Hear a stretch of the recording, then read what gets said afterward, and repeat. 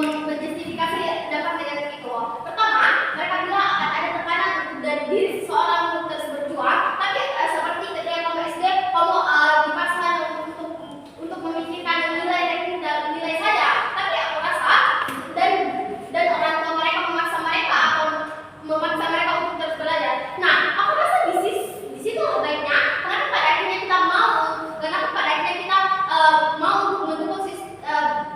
akhirnya kita mau mendukung sistem ranking ini membawa dampak positif dan lain sebagainya. Karena aku rasa ketika interest orang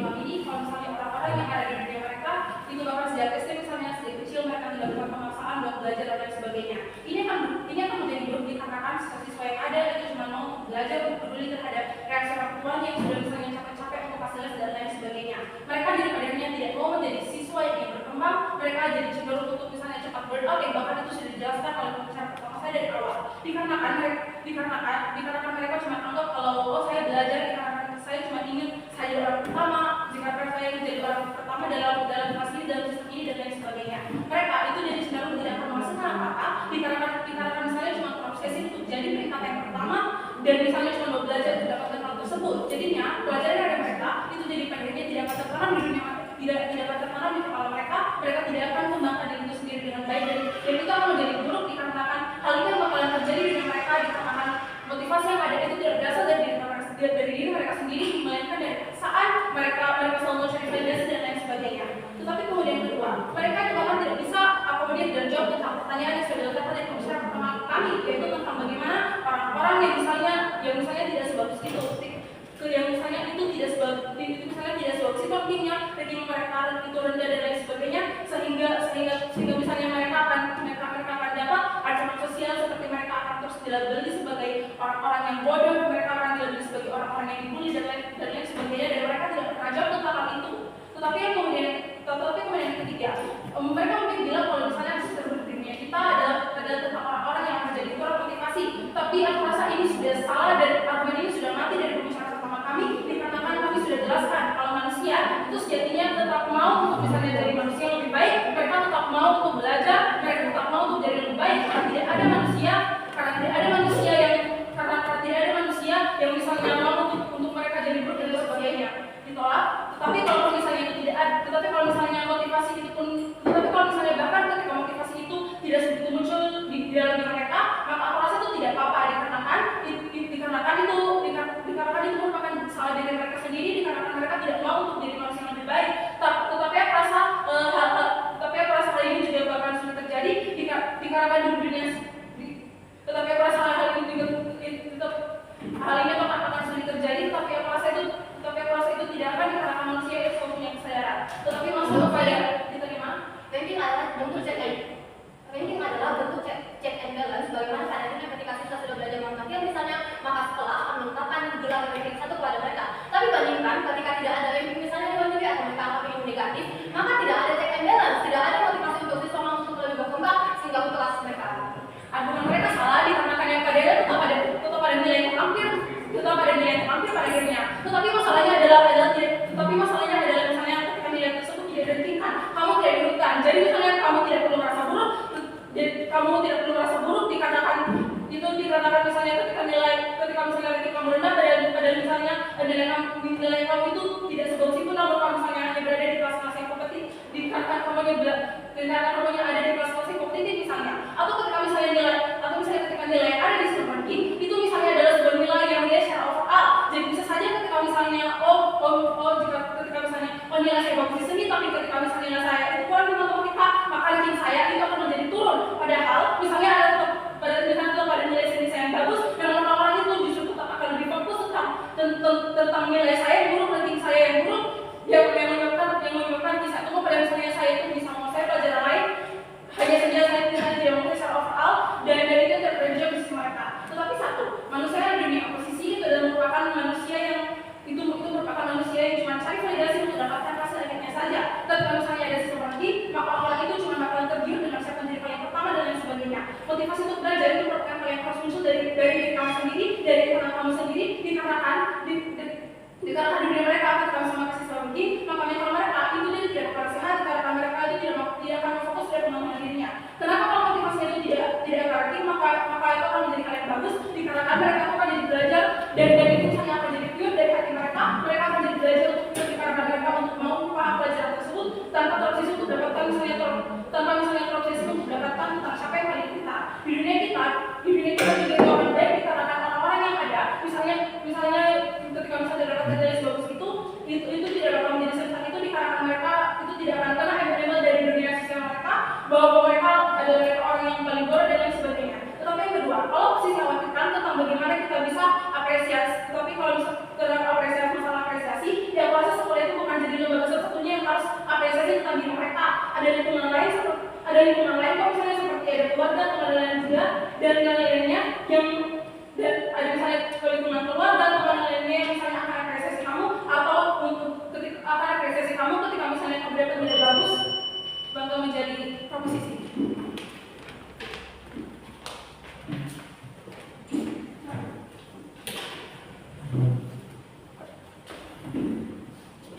Oke, terima kasih untuk pembicara kedua dari Sinko. Selanjutnya saya persilakan untuk pembicara kedua dari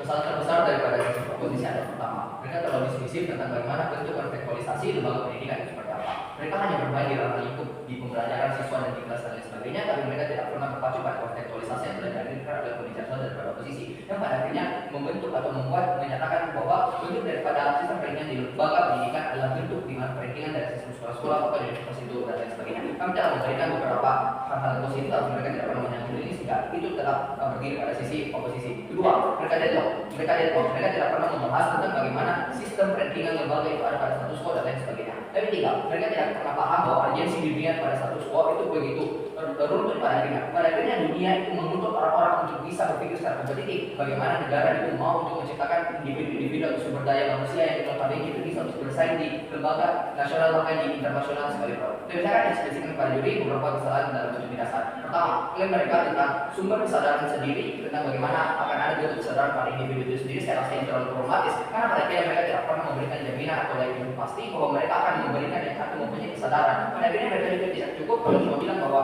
dunia itu keras, bahwa mereka itu mau sukses dan lain sebagainya, bahwa mereka akan muncul kesadaran dan lain sebagainya. Saya rasa bentuk masalah kesadaran itu bersifat sangat subjektif juri. Jadi kalau mereka mengatakan bahwa dengan melihat dunia bahwa mereka mau sukses dan lain sebagainya menimbulkan kesadaran, saya rasa ini tidak perlu cukup, maka buang kasus mereka. Pun kalau bahkan dalam kasus terbaiknya mereka bahwa ada kesadarannya, di sini mereka itu hanya akan menghadirkan yang namanya individu-individu yang akan bekerja sebagai pekerja, bukan sebagai kompetitor atau pesaing dan lain sebagainya. Padahal di sini mereka ini justru akan menciptakan yang namanya individu-individu yang menjadikan aset-aset atau pekerja-pekerja untuk negara, bukan untuk mengembangkan negara itu sendiri. Maka individu si mereka itu akan diperbudak karena mereka itu tidak paham dengan dunia kompetitif itu seperti apa. Malahan saya bisa beri kasus mereka yang mengatakan bahwa bentuk daripada kesadaran itu akan lebih terinternalisasi pada sisi oposisi. Karena pada akhirnya bentuk nilai-nilai atau bentuk kesadaran kompetitif di sisi mereka itu telah ditanamkan dari SD, dari mereka SD, SMP, SMA, bahkan universitas dan sebagainya. Sehingga bentuk kesadaran mereka untuk berubah itu akan lebih ada. Karena pada akhirnya mereka lihat, oh ternyata orang di atas saya itu banyak yang lebih pintar dan lain sebagainya, atau bahkan ada yang setara. Jadi akan muncul rasa inherent di sisi mereka bahwa mereka harus di atas mereka, atau mereka harus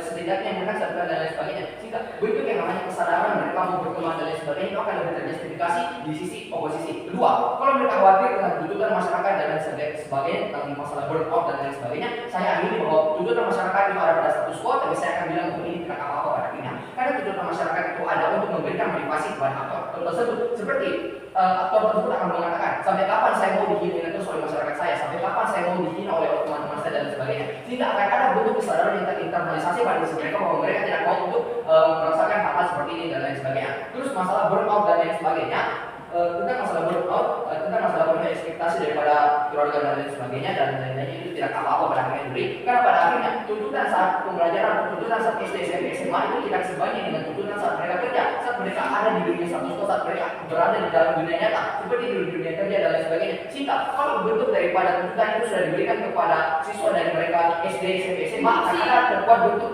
akan ada bentuk mentalitas yang terbuat pada akhirnya. Ini justru akan menemukan yang namanya bentuk mentalitas yang kuat sehingga mereka itu bisa berperan lebih baik pada dunia di satu sekolah. Silakan. Kalau itu sudah kompetitif, maka harus ada sistem ranking ya. Contohnya dari satu sekolah sekarang ketika di dunia kuliah mereka itu tidak pakai sistem ranking dan mereka tuh pakai pure nilai IPK. Tapi contohnya itu pada dasarnya mahasiswa yang pintar dan lain sebagainya. Ya udah, itu kan di universitas. Kalau pada akhirnya kami mau untuk menimbulkan yang namanya bentuk internalisasi dari mereka SD, SMP, SMA dan sebagainya. Kalau mereka menemukan jiwa-jiwa kompetitif pada mereka universitas, ya saya rasa mereka akan berkembang secara terlambat dong. Pada akhirnya kalau mereka telah diajarkan dari SD, SMP, SMA telah menjadi kompetitif dan sebagainya, mereka justru akan bisa lebih baik daripada kalau mereka berada di jenjang universitas dan sebagainya. Jadi saya rasa bentuk kompetitif mereka itu terlambat di sisi kami itu lebih bagus karena akan ada bentuk internalisasi yang lebih cepat. Tapi ya, saya rasa masih ini adalah masih perbandingan karena kedua sisi itu memperdebatkan apakah bentuk pada akhirnya sistem ranking di lembaga pendidikan itu lebih banyak memberikan dampak positif atau negatif. Pertama, apa sebenarnya lembaga pendidikan dan apa itu esensi pendidikan itu sendiri serta lembaga pendidikan itu seperti apa? Saya rasa bentuk lembaga pendidikan itu adalah bentuk pengelolaan sekolah-sekolah dan siswa sesuai dengan konteks sistem ranking. Akan ada sistem antar sekolah, antar universitas, ataukah dalam sistem kelas dan lain sebagainya. Sehingga bentuk esensi dari pendidikan di mana pada akhirnya lembaga pendidikan itu mampu untuk menciptakan sumber daya manusia yang bisa untuk bersaing dengan dunia kerja atau bisa berkompetitif dan sebagainya. Karena pada akhirnya interest atau kemauan daripada sebuah negara itu mau untuk bisa bersaing antara negara lain. Sehingga kalau negara menciptakan sebuah individu yang bisa untuk berkompetitif di dunia kerja, mereka akan lebih likely atau lebih terberi jaminan bahwa mereka justru akan bisa bersaing dengan negara-negara internasional dan lain sebagainya. Tapi kalau private, kalau mereka khawatir tentang bagaimana sistem rankingan universitas dan lain sebagainya itu bisa untuk mengumpulkan semua siswa-siswa pintar pada satu universitas dan universitas lain tidak akan ada yang bisa pintarnya. Saya rasa ini malah bagus karena pada akhirnya kalau siswa-siswa pintar dengan jiwa-jiwa kompetitif berkumpul di sebuah universitas, mereka justru akan mendapatkan salah satu jiwa-jiwa kompetitif yang lebih besar. Sehingga bentuk kompetitif perkembangan individu internalisasi bagaimana mereka mau untuk belajar itu akan lebih baik di sisi oposisi itu sendiri. Sehingga kalau pada akhirnya mereka mematikan hal ini, maka runtuh akan menangkan oposisi. Terima kasih.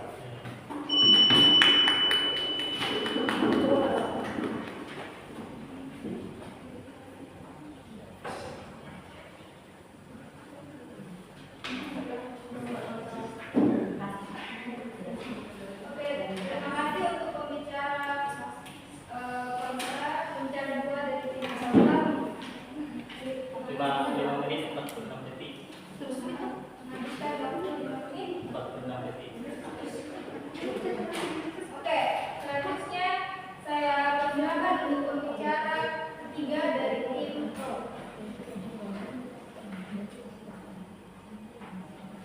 Oh sorry kak, 4 menit, 46 detik. Itu pembicara ketiga 3 menit saja kak.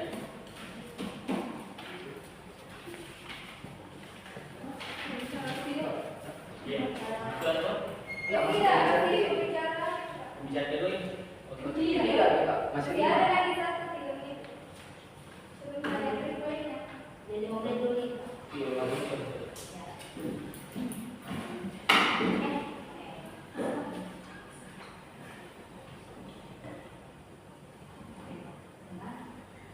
Baik, saya akan memulai dengan 3, 2, 1. Dalam mosi ini Dewan Tinggi percaya bahwa sistem ranking di lembaga pendidikan lebih banyak memberikan dampak negatif atau memberikan dampak positif. Kalau akan membahas terkait dengan dampak negatifnya, sementara kontra akan membahas terkait dengan seberapa banyak dampak positifnya itu ada. Namun kembali lagi kita perlu sepakati bahwa sekolah jadi aktor kita itu merupakan lembaga pendidikan sekolah yang ada SD, SMP, SMA, lalu siswanya ataupun orang-orang yang berada dan juga lembaga sekolah selain itu ialah union, juga ada siswa maupun mahasiswa dan ada juga aktor lain yakni orang tua dalam hal ini. Karena jadi goals kita adalah bagaimana caranya kita buktikan bahwa sistem ranking ini di dalam sisi proposisi akan menjadi hal negatif pada akhirnya. Oke, mana dari pembicaraan mereka? Mereka mengatakan bahwa orang tua itu akan memberikan bahwa anaknya akan dia akan mempush anaknya biar berusaha lalu les tambahan. Tapi mari lihat Joy, di sisi mana yang akan memberikan pada akhirnya interest anaknya itu sendiri. Di sisi mereka pada akhirnya yang ada ialah orang tuanya sendiri yang mau bahwa anakku kurang di matematika, oke aku harus leskan di matematika dan seterusnya. Dan pada akhirnya apa? Mereka akan lupa bahwa anakku ternyata pintar balet lalu dia leskan balet. Pada akhirnya keharusan mereka, keharusan adanya validasi bahwa seperti apa yang satu katakan bahwa orang tua yang baik itu ketika dia bisa membuat anaknya ranking dengan pintar-pintar, dari yang pintar dan kayak 10 besar dan segala macamnya, itu akan sangat buruk pada akhirnya karena jadinya mereka anak-anak les tambahan bukan terkait dengan interest anak itu sendiri, tapi karena orang punya yang butuh validasi dari lingkungannya bahwa aku karena aku orang tua yang baik, aku harus kasih buat anakku ini ranking sekian. Lalu mereka juga bahas soal kementerian dan Indonesia yang masih 2045. Tapi saya ada di dalam di satu sekolah ini ada yang bisa dikatakan bahwa UN itu sudah dihapus. Kenapa sebenarnya UN dihapus? Bukan kayak itu karena tidak semua anak bisa memberikan semua hal, dia belajar semua hal. Dan makanya UN itu dihapus. Sama juga seperti mereka ini. Mungkin kalau mereka katakan, kita mau ada kompetitif dari SD, SMP, SMA sampai ke universitas. Tapi sadar deh, universitas sendiri kamu sudah menjurus ke apa yang kamu bisa, apa yang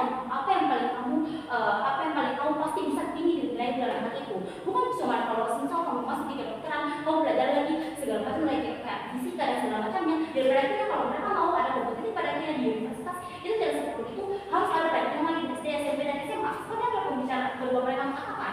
Pembicara kedua mereka mengatakan bahwa oh nanti kalau misal mereka masuk di sekolah mereka akan bilang oh ternyata ada yang lebih baik dari diriku. Oh sampai kapan aku harus lebih rendah daripada orang lain dan itu berdampak kepada society yang melihat saya. Itulah mengapa tidak perlu artinya ada perantingan bukan? Karena kayak dari sekolah saja mereka masuk, mereka sudah tahu bahwa oh ternyata ada temanku yang lebih pintar. Bagaimana mereka lihat ya dari kelasnya sendiri? Kalau misalnya ditanya dari guru ataupun dia kompetisi saat ulangan yang memang dia tahu apa dari ulangannya, pasti mereka sudah tahu bahwa oh ada yang lebih tinggi, ada yang lebih rendah. Silakan. Saya rasa bentuk dari sistem ranking ini kalau bentuk validasi, sehingga kalau sistem ranking itu ada pada status quo orang-orang paling tervalidasi. Oh ternyata sistem kemampuan mereka itu begini. Dan kalau ada orang merasa bahwa sistem ranking dia itu rendah di bawah teman-temannya, mereka akan terinternalisasi. Mereka itu mau berubah, mereka mau tervalidasi oleh publik, bahkan selesai dan kalau ngomongkan itu sendiri. Oke, saya akan jelaskan dan menjelaskan mengapa nantinya itu akan dulu. Jadi, sistem validasi pada akhirnya ada di kedua sisi. Namun di sisi kami akan lebih baik. Kenapa? Karena di sisi kami tidak ada yang ranking itu, karena kami tahu bahwa kita akan berdampak negatif. Bagaimana pada akhirnya diskusinya bukan soal bagaimana nanti bagaimana nanti diskusinya yang lebih melihat bagaimana orang tua harus bangga terhadap aku. Orang tua harus tahu, society harus tahu bahwa orang tua bangga kepada aku. Jadi artinya apa? Diskusinya bukan terkait dengan apa yang dia senangi, tapi apa yang orang tua dia senangi. Itu yang kami lakukan dari Indonesia Emas 2045 yang mereka mau capai. Dan pada akhirnya itu akan berubah pada akhirnya karena psikis yang sebenarnya itu mereka tidak bisa capai. Lalu sadari dengan adanya kami dengan kenapa ini akan berubah pada akhirnya karena dampak negatif sisi mereka itu akan tetap ada di mana orang tua lebih mengira bahwa matematika lah pelajaran yang dengan rankingnya itu artinya kamu semuanya sebagus itu. Tapi mereka tidak akan melihat bagaimana ternyata ada nilai matematikanya yang rendah atau matematikanya yang tinggi dan tapi bagaimana pada tinggi secara overall sehingga pada akhirnya mereka pun les tidak bisa sebaik itu karena pada dasarnya mereka cuma melihat dari apa overall nilai bukan dari apa dan tinggi rendahnya nilai anak itu pun juga ini akan di sisi kami akan membuka di mana orang itu lebih open dengan berbagai bidang lainnya bukan cuma dengan bahwa kedokteran saya yang bagus atau PNS saya yang bagus tapi lebih akan meluas sesuai dengan keinginan saya sendiri. Terima kasih untuk pembicara ketiga dari tim Pro. Menghabiskan waktu 5 menit 1 menit. Untuk selanjutnya saya panggil pembicara terakhir dari tim Kontra. Ini masih 5 menit juga ya? Masih 5 menit. Iya.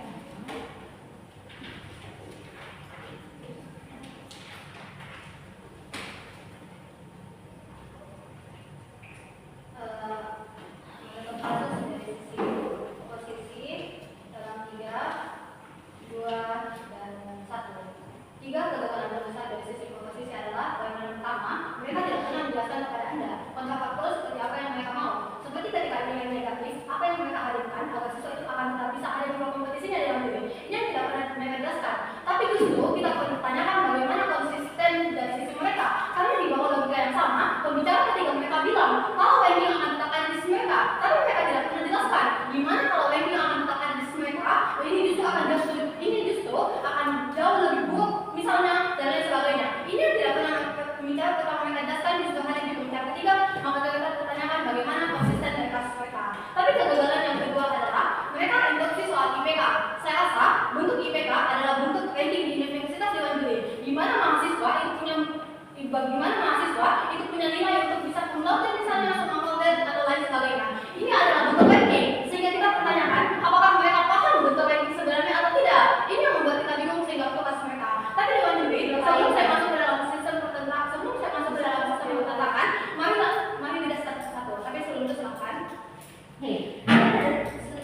Pertanyaan kedua, bagaimana pada akhirnya di sisi kamu menurutku itu baiknya IPK itu tetap ada. Lalu kedua, kalau sebenarnya kamu nggak mau memasukkan terkait dengan kuliah di sisi kamu, maka masyarakat itu akan mati pada akhirnya karena nggak ada motivasi pada saat mereka sudah di dunia perkuliahan. Dewan juri justru motivasi itu tertanam dari jauh sebelum kamu masuk kuliah. Ingat, mereka membangun kasus kalau dari SD ada ranking misalnya. Kita jelaskan, kalau kenapa ranking dari SD itu bagus, karena siswa sedang kecil itu punya motivasi. Mereka punya kebiasaan untuk belajar dan meraih cita-cita misalnya. Ini yang kita jelaskan kalau kita akan mempersiapkan mereka kepada dunia kerja. Gifari sudah jelaskan kepada Anda, kalau anak-anak sudah kecil sudah diajarkan misalnya, sudah dilatih untuk bisa bagaimana pada akhirnya dunia kerja mereka akan bagus. Yang kita hasilkan adalah bagaimana orang-orang itu bisa menjadi kompetitor misalnya dan lain sebagainya. Silahkan. Mau kamu pada anak SD, kamu harus membuat mereka tahu terkait dengan dunia kerja. Padahal mereka itu ada masanya yang mereka di bagian kuliah baru mengetahui apa itu bukan harus dari SD kamu sekarang ada jauh itu pada akhirnya mereka harus lebih ke arah sportif bukan terkait dengan kompetisi di dunia kerja. Dewan juri yang kami jelaskan adalah bukan anak SD pergi belajar ke kuliah misalnya untuk mengetahui dunia perkuliahan. Itu tidak. Yang kita ajarkan adalah bagaimana mereka punya motivasi untuk menjadi lebih baik. Itu yang kami jelaskan. Bukan bagaimana anak SD itu bisa tahu dunia perkuliahan. Setidaknya anak SD di sisi kita itu akan tahu bagaimana dunia sains itu yang akan luas yang akan mereka hadapi nantinya Dewan juri. Kita siapkan mentalnya. Ini yang kita jelaskan yang membuat kasus mereka itu untuk. Tapi sebelum masuk dalam poin pertentangan, mari kita lihat beberapa kasus mereka. Pertama, mereka akan cari segala cara untuk bertahan pada ranking seperti nyontek dan lain sebagainya. Ini akan ada di dua sisi. Tapi kenapa di sisi kami akan terminimalisir? Karena anak-anak itu tidak perlu. Mereka hanya perlu belajar untuk mencapai rankingnya dalam nilai performa. Mereka tidak perlu menyontek dan lain sebagainya. Karena mereka akan tahu, oh, kalau saya memberi contekan kepada teman saya, maka ranking mereka yang akan naik. Ini yang membuktikan kalau di sisi kita, kenapa mencari segala cara itu akan tetap baik sehingga untuk kasus mereka. Tapi yang kedua, mereka bilang kalau siswa itu akan ada kesadaran dari diri mereka. Ini tidak benar Dewan juri, karena siswa tidak akan pernah sadar, karena tidak ada tolak ukur bagaimana kemampuan mereka. Anak-anak di sisi mereka hanya akan fokus bermain misalnya, karena tidak ada ranking, tidak ada hal-hal yang mereka mau kejar. Mereka hanya mau nilai yang bagus, tapi tidak ada feedback dari sekolah misalnya untuk memberikan mereka gelar. Silahkan. Kalau bahas soal kamu harus tahu bahwa di satu sekolah harus ada TKA. Dewan juri, kenapa di sisi kami TKA akan jauh lebih baik? Pertama, karena kami bisa tahu bagaimana kemampuan siswanya. Kalau ranking sudah ada ditanamkan, maka persiapan untuk TKA itu akan jauh lebih matang. Berbeda di sisi mereka, TKA akan baru dipersiapkan. Semisal TKA dikeluarkan bulan Desember, misalnya mereka akan baru dipersiapkan November. Ini yang akan ada di sisi mereka. Anak-anak akan gagal. Banyak anak-anak tidak bisa ikut SNBP Dewan juri. Banyak anak-anak yang akan tidak bisa masuk perkuliahan. Maka mereka di sisi mereka justru membunuh anak-anak yang baru mau mencapai cita-citanya. Maka PIA mereka gagal. Tapi oke, mari lanjut. Ketika mereka misal bilang kalau mereka bilang seperti akan ada ekspektasi masyarakat. Yang kami jelaskan adalah ekspektasi masyarakat akan bagus di sisi kita karena ini adalah bentuk motivasi. Ingat, motivasi tidak akan pernah ada kalau tidak ada interest atau tidak ada check and balance bagaimana sekolah kamu misalnya memberikan ranking. Tapi ya, mari masuk ke dalam poin pertama. Pertama, mereka yang kita dapat adalah mereka bawa soal psikologis. Lo bilang kalau siswa akan stres untuk mempertahankan nilai mereka misalnya di mana tanggapan masyarakat dan lain sebagainya. Tapi justru ini bagus kan Dewan juri? Karena ada tanggapan dari masyarakat akan ada siswa mau untuk bermotivasi untuk mempertahankan nilai mereka. Yang kami jelaskan adalah impact-nya pada siswa itu sendiri. Saya rasa sistem ranking juga akan ada positifnya pada siswa. Karena semisal siswa A itu ranking 1 dia belajar matematika untuk mendapat nilai bagus, hasilnya adalah ranking 1. Maka siswa akan merasa ada check and balance. Oh, saya udah belajar matematika, maka yang saya dapat adalah gelar ranking 1. Maka saya harus belajar untuk mempertahankannya. Ada motivasi. Tapi siswa yang rendah atau ranking di bawah itu akan juga punya motivasi di Dewan juri. Mereka udah tertinggal, mereka hidup di lingkungan yang teman-temannya kita misalnya, mereka akan ada motivasi untuk mau mengejar temannya. Mereka akan menciptakan persaingan sehat dengan belajar besar misalnya. Ini sehingga psikologis di sisi kita itu tidak apa-apa. Maka justru di sisi mereka psikologis akan buruk karena siswa itu tidak bisa mempersiapkan dirinya ke dunia kerja. Banyak anak-anak yang gagal SNBP dan berakhir bunuh diri. Ini kasus terburuk yang akan ada di sisi mereka yang tidak pernah mereka atas Dewan juri. Sehingga terkait psikologis, impact dan lain sebagainya itu juga dimanakan oleh sisi kontra maka bangga salah satu. Baik, terima kasih atas kita dari Pak. Selanjutnya, silakan untuk